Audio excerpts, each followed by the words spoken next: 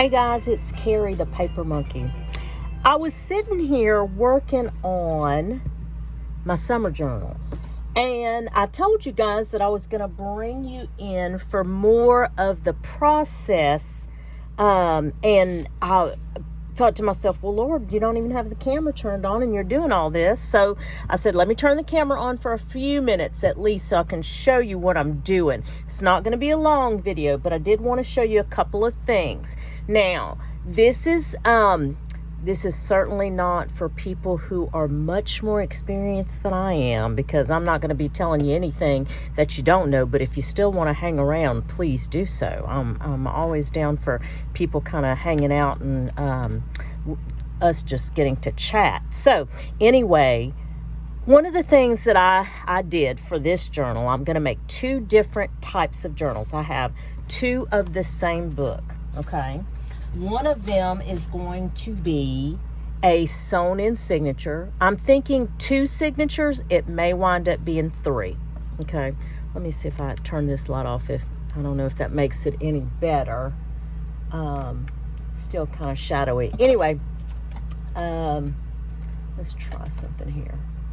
So then I'm going to take this copy, and I'm going to cinch bind with the wire spiral coils. I'm going to cinch bind that. Now, I've never done that before. I don't even have the machine yet. It's coming, but I am really super excited to try that. These are both first edition 1956 or 57 copies. So they are both first editions. I did not get these thrifting, 1957 versions. I did not get these thrifting. I had to kind of pay up a little bit for these, but I wanted to. This is my first summertime theme journal, and I saw this book and I just love the illustrations. So I really wanted to commit myself to upping my game on these journals, and I think I'm headed off to a good start at least. Now, I want to show you how, and I'm sorry I didn't turn the camera on before, but basically what I do whenever I create a sewn-in journal is I create a spine. This is out of packaging. You can buy this, I guess they call it chipboard. I've never had to buy it. I've always been very fortunate that, especially where I work, I go to the receiving department a lot, and I will pick up boxes and packaging and all this stuff that they're throwing away. I mean, I'm literally getting it out of their trash cans, truly. And I'm digging through there. I go there twice a week. They're kind of used to seeing me at this point. They probably think I'm a nut job because they don't know what I'm using it for, but they know I'm in and out of there constantly. So that's how I do it, but I know that you can get these materials off Amazon also. Anyway, so I cut down, this is a 2-inch spine. I go between 1 3/4 and 2 inch. I don't believe I've ever gone larger than that. I have actually gone smaller, about 1.5 inches, and I just think that that's 1.5 inches is a little difficult for me to work with. So 2 inches is this spine, okay? I feel confident that I can get 3 signatures in a 2-inch spine, and usually my signatures are going to have between 10 and 14 pages, not folded in half, but just, regular sheets of paper. So that's kind of not necessarily a formula, but that's just kind of what I follow loosely. I'm sure that I will develop my own style and it will become more formulaic for me. Nobody says you have to do it that way. Please, if you are new to this, you do it however you want to do it. That's the beauty of junk journaling. I can't say that enough, because when I first started, that was the appeal to me. I could do it any way I wanted to do it. No judgment, no wrong way. Just do it. The whole key to it is just do it. So, got this together. Now, this is a tip that I learned from my friend Karla. At Karla Frizzell, that's where you're that's her handle here on YouTube. She uses masking tape. There is bookbinding tape. There's different methods out there. Again, no wrong way to do it. I will tell you, I've used duct tape. Now, the problem that I had with duct tape was that the exterior of duct tape is shiny. So what happens is you will find that a lot of adhesives, or at least the adhesives that I use to secure the cover of the spine, they will not adhere to a shiny surface. And I've used Fabri-Tac, I've used tacky glue, I've used art glitter glue. I even used hot glue one time, and I had myself a mess.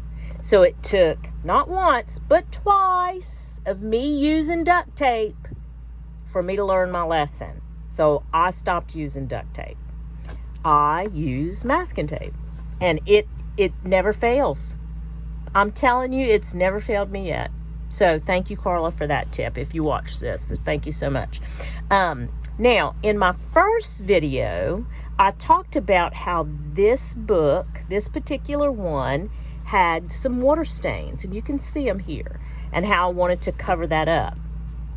Now, I wish that I would still have it. My original thought, I have it right here, let me show you, was I was going to take and cover the entire back with a piece of cloth.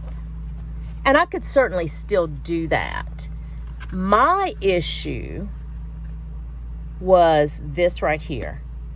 Having to, the fold and the crease and how,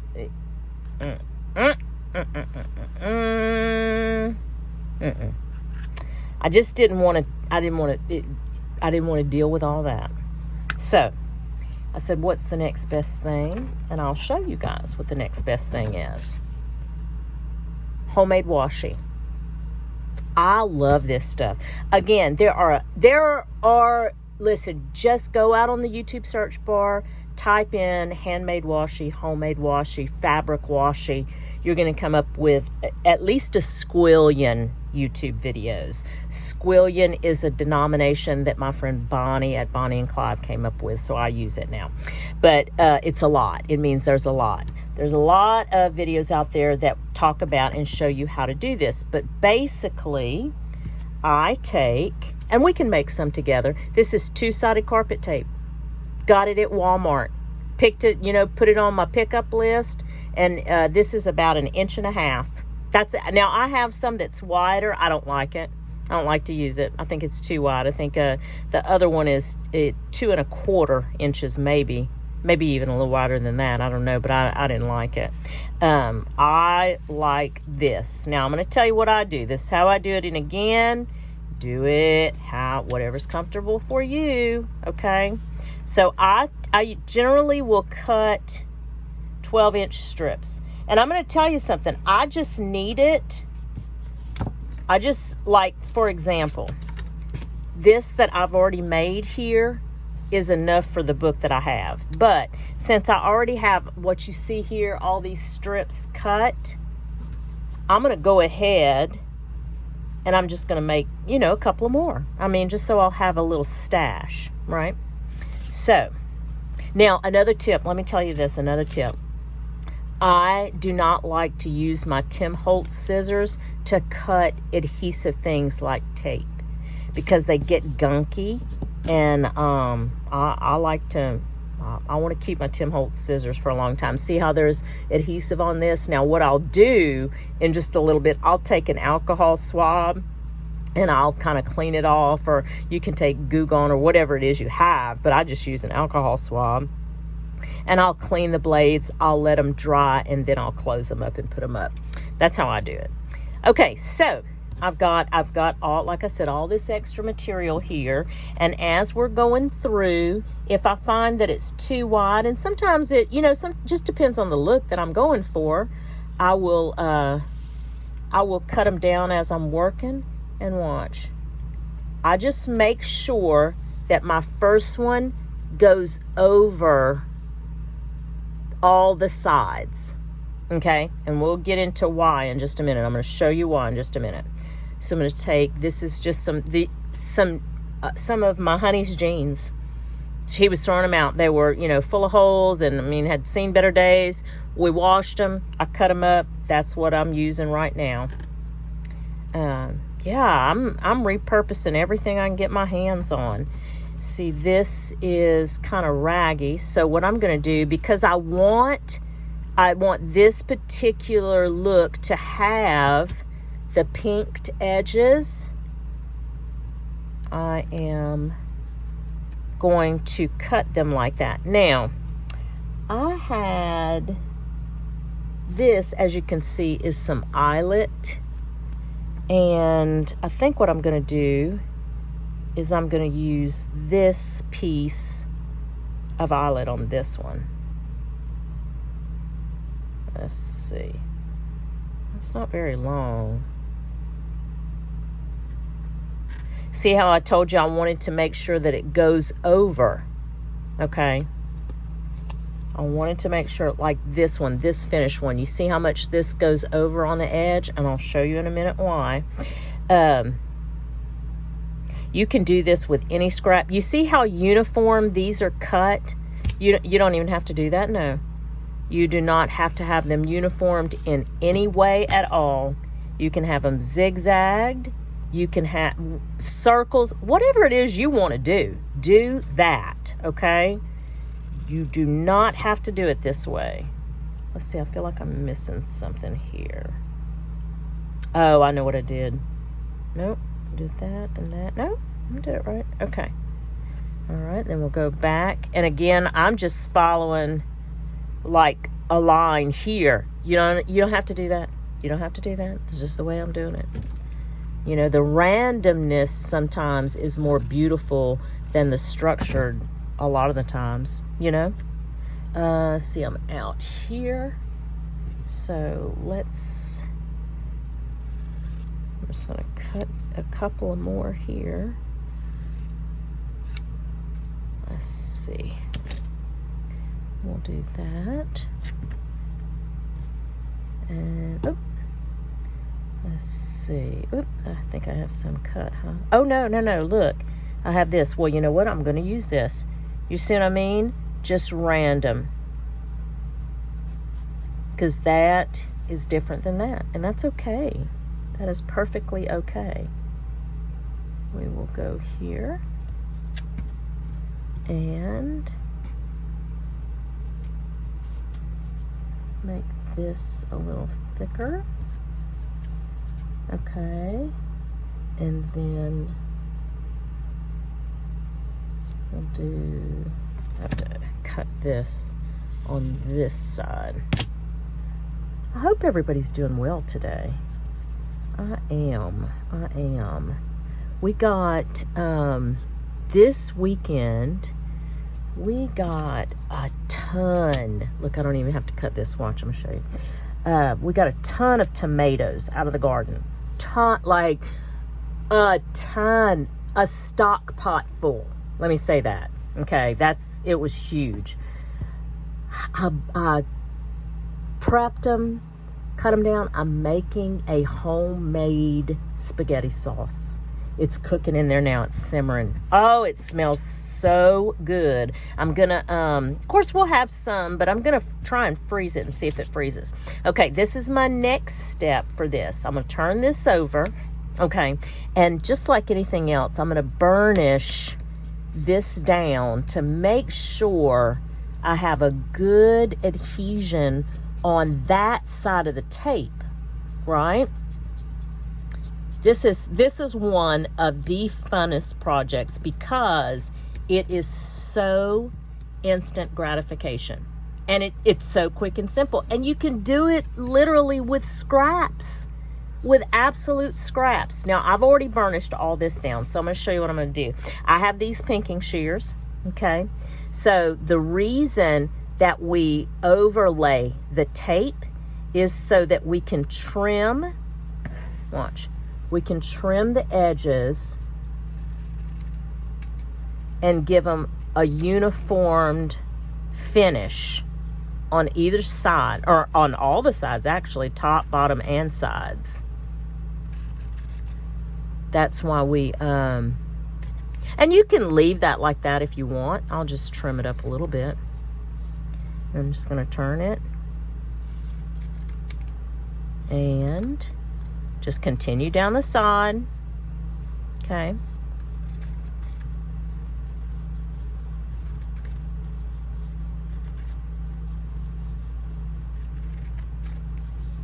And I'm going to trim a little bit of that off. Now look. Instant gratification. I mean, and these take no time.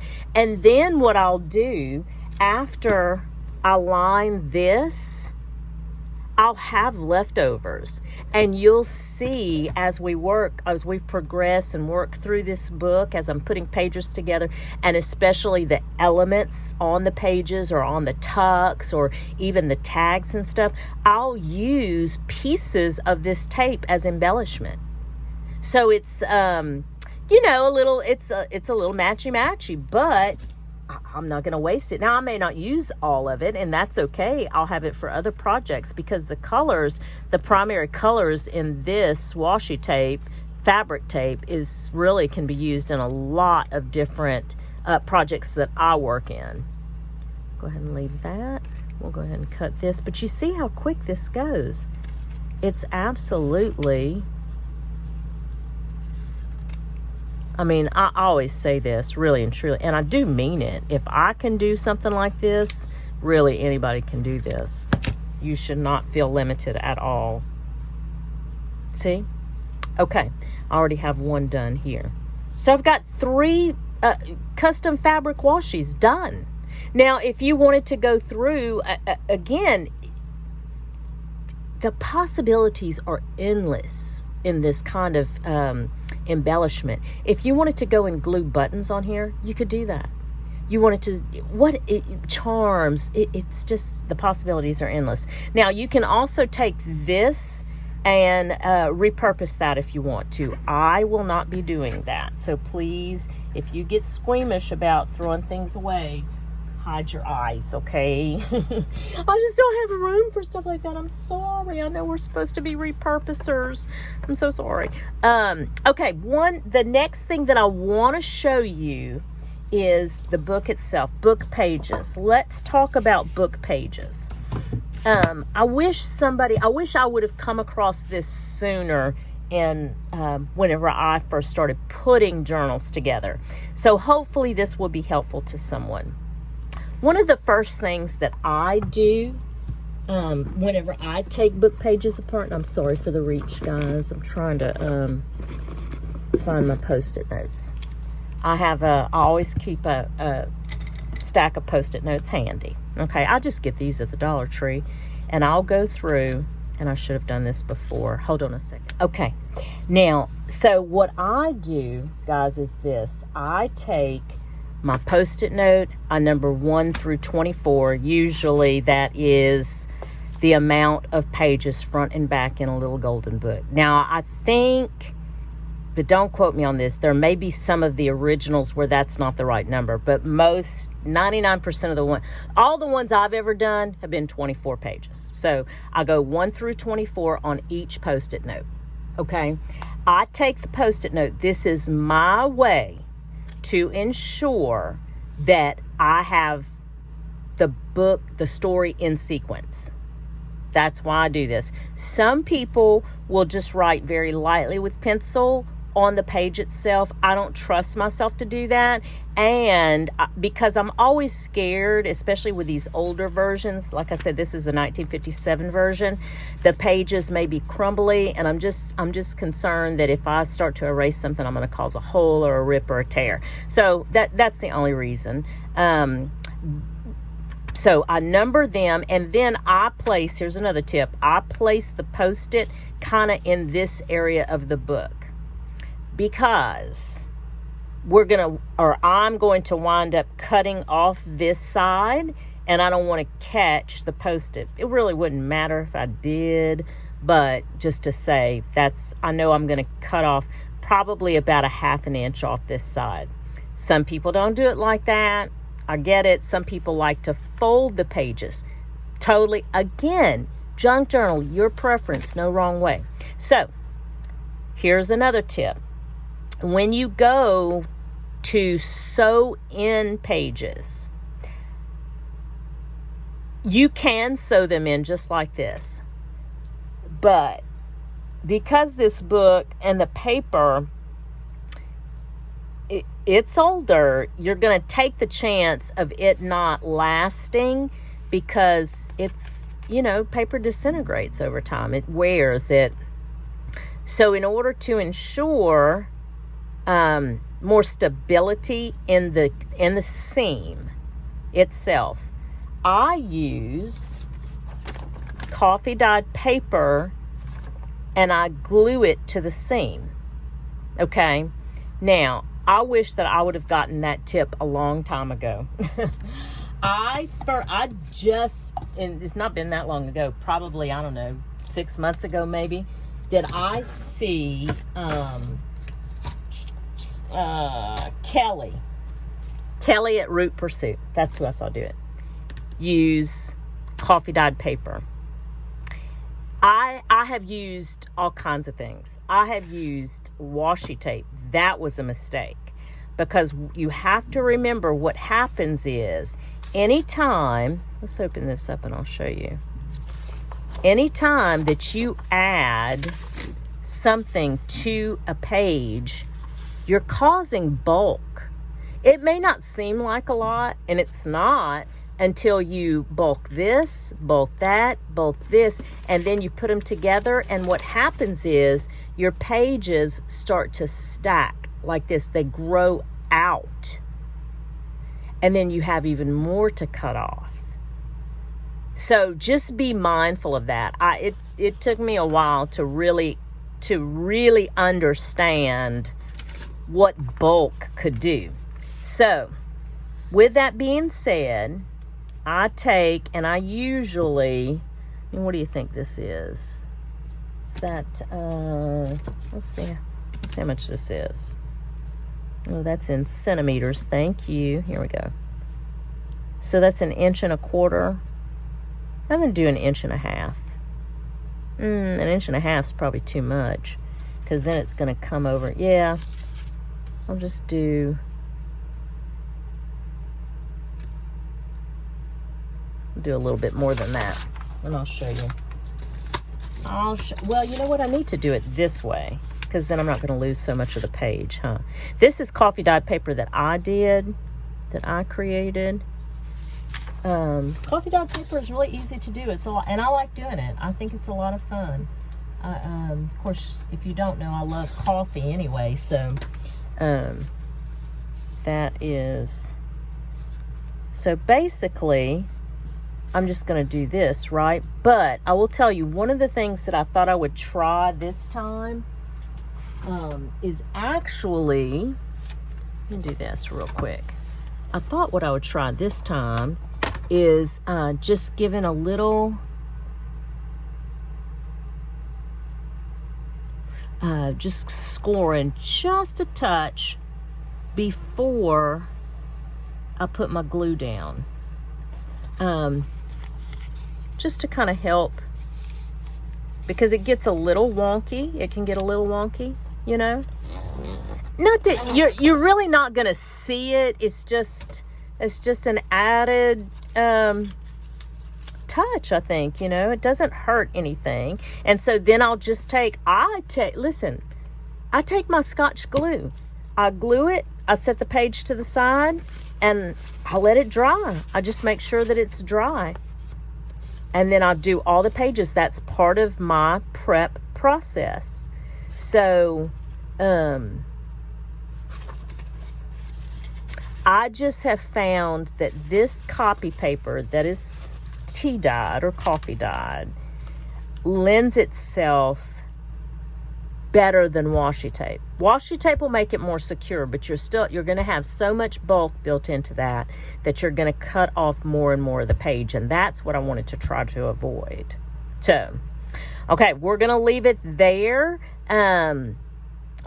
I'll add some pictures at the end of this video so you can kind of see what the finished product looks like, because one of the other things that I like to do is I like to take, once this is secured and the glue is dried, I will then take the pages before I sew them in. I will take the pages to my machine and I will do a zigzag stitch down both sides. Decorative. It's just decorative, just to give it that visual element of interest. That's it. That's it. So I'll add those pictures at the end so you can kind of see what I'm talking about. Other than that, I'm going to leave it here for today, but I sure appreciate you guys coming along for this series. Thank you so much. It has been very helpful for me, and I hope you're enjoying it. So anyway, you know what I always say, I hope that whatever it is you get to do today or in the next few days, it is at least as much fun as I'm having putting together these 2 summer-themed junk journals. Thanks, guys, and we'll chat soon. Bye.